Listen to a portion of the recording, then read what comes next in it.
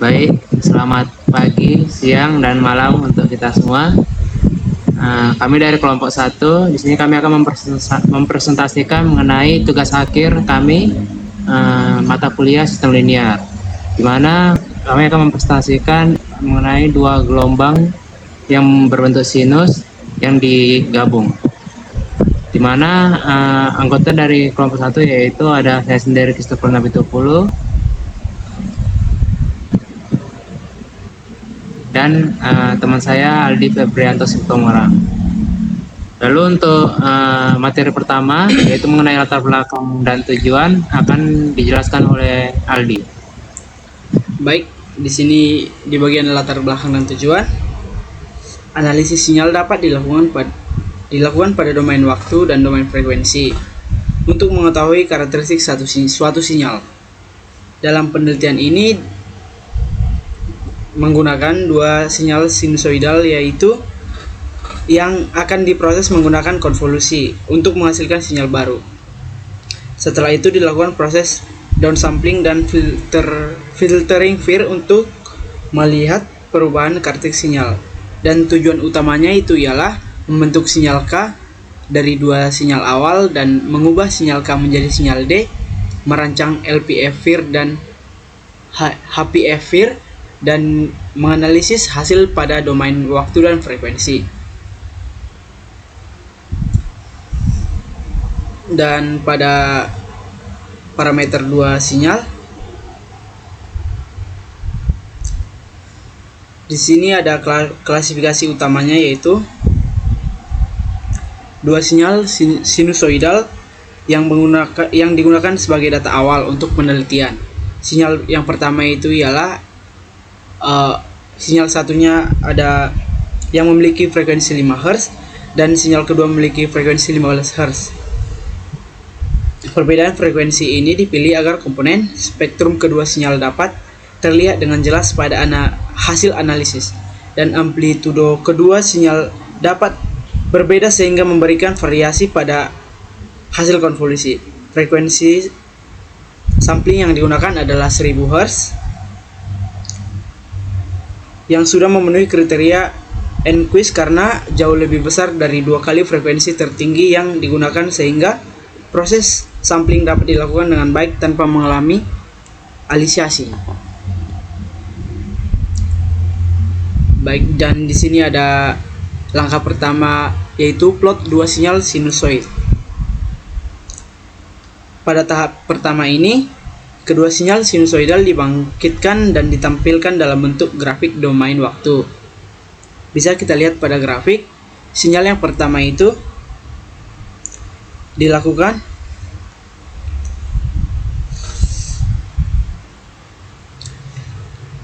digunakan sebagai sinyal masukan. Sinyal pertama itu memiliki frekuensi 5 Hz dengan amplitudo 1, sehingga gelombangnya terlihat lebih renggang.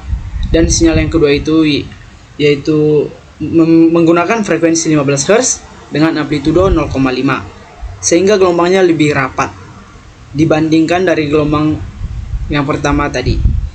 Dan perbedaan frekuensi ini menunjukkan bahwa semakin tinggi frekuensi, semakin banyak jumlah gelombang yang muncul dalam rentang waktu yang sama. Berikutnya, dan sekarang masuk pada langkah yang kedua, yaitu konvolusi dua sinyal. Pada tahap ini dilakukan operasi konvolusi terhadap kedua sinyal awal untuk menghasilkan sinyal baru yang disebut sinyal K. Konvolusi dilakukan menggunakan fungsi konvolusi X1, X2, dan full pada MATLAB. Secara konsep, konvolusi merupakan proses penggabungan dua sinyal sehingga menghasilkan sinyal yang mengandung karakteristik dari keduanya. Karena proses konvolusi memperpanjang jumlah data, maka panjang sinyal hasil menjadi sebesar 2n dikurang 1. Jika kedua sinyal awal memiliki panjang n, oleh karena itu, vektor waktunya juga harus disesuaikan.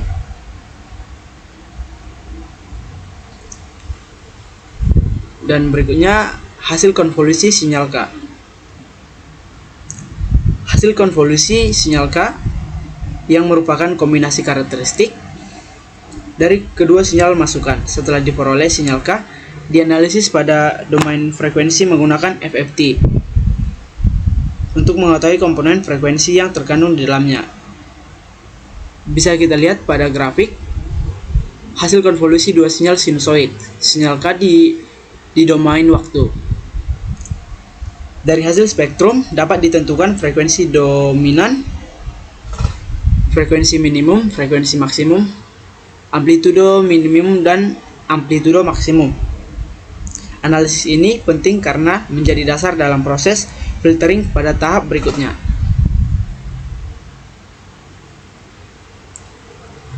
Dan kita masuk pada langkah yang ketiga, yaitu konversi sinyal K menjadi sinyal D. Pada tahap ini, sinyal K dikonversi menjadi sinyal D melalui proses downsampling. Frekuensi sampling diturunkan dari 1000 Hz menjadi 200 Hz dengan mengambil sampel pada interval tertentu sesuai rasio sampling yang ditentukan. Dan tujuan downsampling adalah mengurangi jumlah data sehingga pemrosesan menjadi lebih efisien tanpa kehilangan informasi penting dari sinyal. Sinyal D yang dihasilkan kemudian digunakan sebagai input untuk proses desain filter FIR.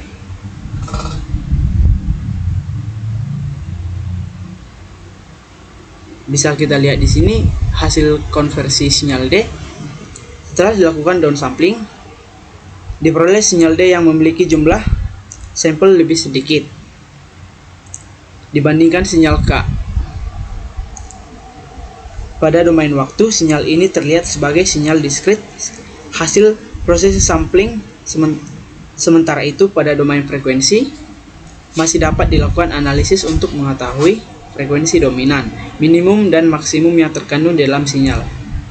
Frekuensi samplingnya sebesar 200 Hz masih memenuhi kriteria Nyquist karena lebih besar dari 2 kali frekuensi tertinggi yang dianalisis, sehingga informasi sinyal tetap dapat dipresentasikan dengan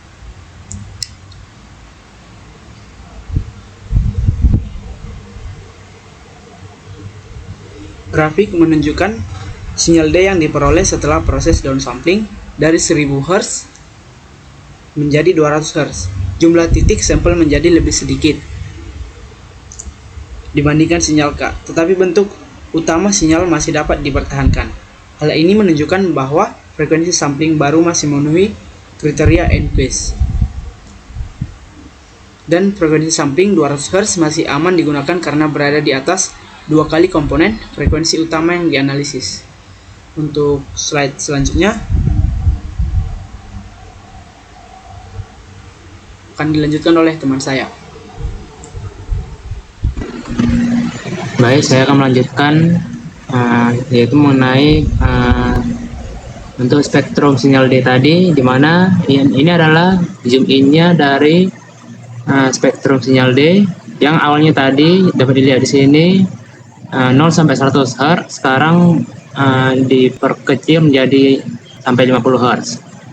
Sehingga dapat dilihat bahwa dalam grafik ini dapat terlihat untuk frekuensi dominannya yaitu garis titik merah, yaitu mencapai 4,50 Hz, di mana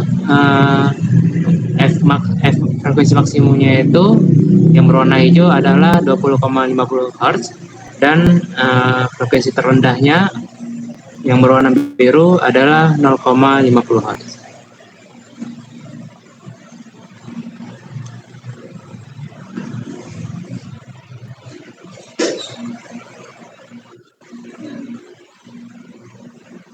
Selanjutnya kita akan membahas mengenai desain low pass filter atau LPFP, di mana LPF itu dirancang dengan satu tujuan, yaitu untuk meloloskan komponen frekuensi rendah dari sinyal D dan sekaligus memblokir komponen frekuensi tingginya. Mana untuk menentukan batas frekuensi filternya itu kita menggunakan rumus cut-off frekuensi yang sudah ditentukan, yaitu dengan persamaan Fc sama dengan Fmax per 2. Jadi cut-off adalah setengah dari frekuensi maksimum sinyal D.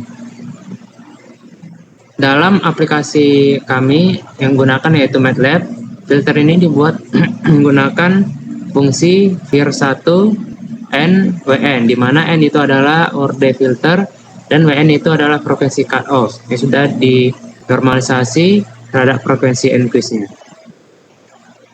Sehingga hasilnya itu sinyal D yang dilewati filter ini akan mendapat keluar berupa sinyal low, yaitu versi sinyal D yang hanya memuat komponen frekuensi rendah saja.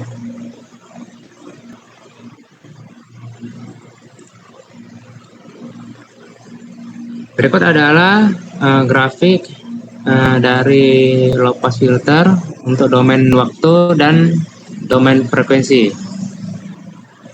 Di mana untuk grafik pertama itu adalah sinyal D yang berwarna abu-abu dan berbentuk titik-titik atau batang, dan sinyal low itu bergaris warna biru dalam domain waktu dari 0 hingga 2 detik. Di mana sinyal D ini ditampilkan dengan garis diskrit yang terlihat rapat, mana ini menunjukkan bahwa banyaknya komponen frekuensi di dalamnya, baik rendah maupun tinggi. Sedangkan sinyal low yang berwarna biru itu terlihat lebih halus, yang hanya mengikuti pola gelombang besar dari sinyal D tanpa osilasi yang cepat sebelumnya. Sehingga perubahan ini dapat membuktikan bahwa LPS itu bekerja untuk memblokir komponen frekuensi tinggi, dan yang tersisa itu hanya gelombang frekuensi rendah. Selanjutnya itu pada grafik yang di tengah itu adalah respon frekuensi dari filter low pass filter itu, di mana pada sumbu X itu adalah frekuensi yang dimulai dari 0 sampai 100 Hz, di mana sumbu Y-nya itu adalah magnitudonya, di mana terlihat bahwa frekuensi rendah dari nilai magnitudonya itu mendekati 1, yang artinya sinyal frekuensi itu diloloskan hampir sepenuhnya. Lalu pada titik cut off yang berwarna merah itu ditandai dengan garis putus-putus dengan 10,25 Hz. Karena pada frekuensi ini magnitudo itu mendekati 0, yang artinya frekuensi tinggi diredam atau diblokir oleh filter tersebut. Sehingga kurvanya itu terlihat menurun mulai dari yang awalnya magnitudonya itu berangka 1 hingga menjadi 0. Selanjutnya itu yang bawah itu adalah spektrum sinyal low, di mana menunjukkan sumbu X-nya itu berfrekuensi 100 Hz dengan Y adalah magnitudonya. Dapat dilihat bahwa semua energi sinyal itu terkonsentrasi di frekuensi rendah, yaitu di bawah 10 Hz, di mana 10 Hz itu adalah frekuensi cut off-nya tadi. Untuk lebih jelasnya itu pada grafik ini, di mana dapat terlihat bahwa grafik magnitudonya ini berada di bawah frekuensi cut off, di mana cut off-nya itu berwarna biru putus-putus. Lalu frekuensi dominannya dapat terlihat di garis putus-putus berwarna merah, yaitu sekitar 4,50 Hz.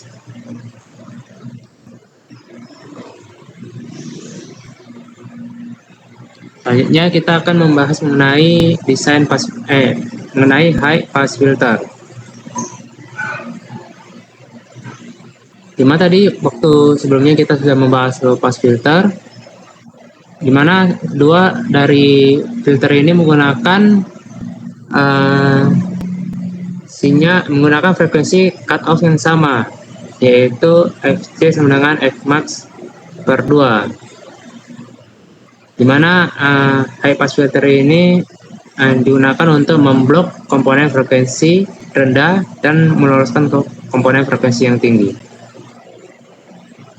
Jadi penggunaan fungsi di MATLAB tadi untuk LPF itu menggunakan vir1 NWN, sedangkan high pass filter ini menggunakan fungsi vir1 NWN high, di mana outputnya itu berupa sinyal high, yaitu penyaringan dari sinyal D yang hanya memuat frekuensi tinggi saja, sehingga pada diagram dapat ditunjukkan bahwa prosesnya itu berawal dari sinyal D masuk ke dalam high pass filter menggunakan cut off FC sama dengan max per 2, lalu menghasilkan sinyal high.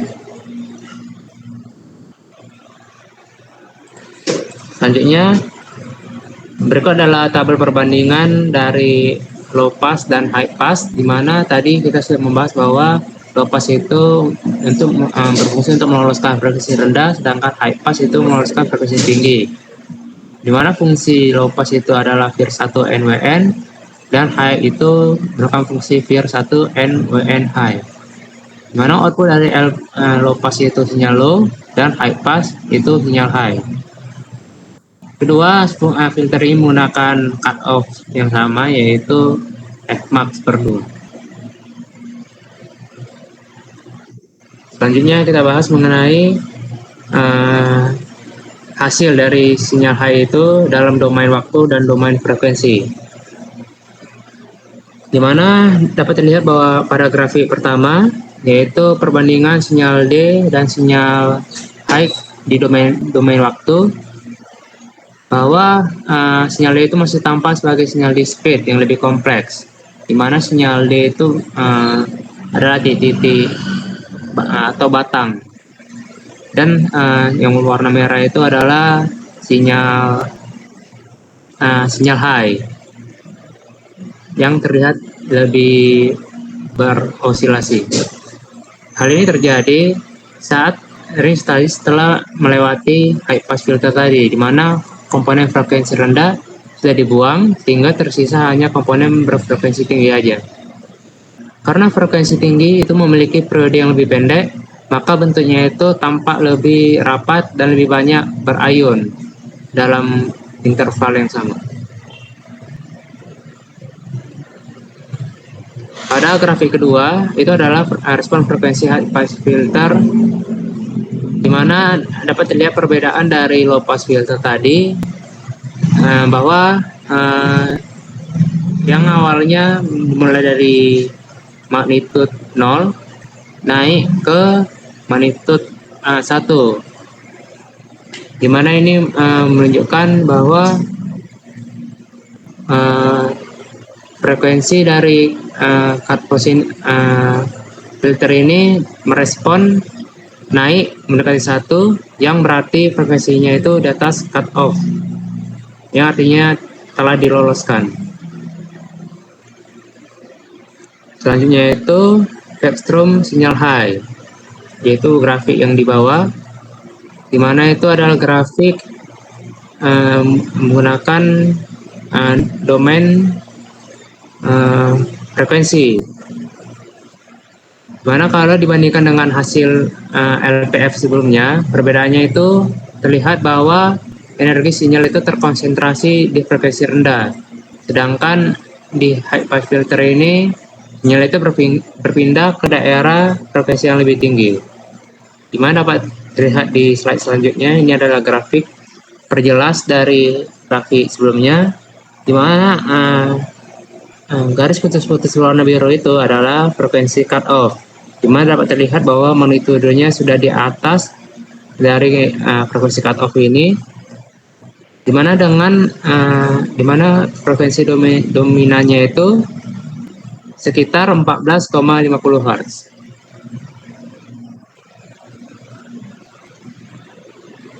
Jadi kesimpulannya itu adalah dua sinyal sinusoid, yaitu X1T berfrekuensi 5 Hz dan X2T berfrekuensi 15 Hz, itu berhasil didefinisikan dan diplot sesuai parameter yang telah ditentukan.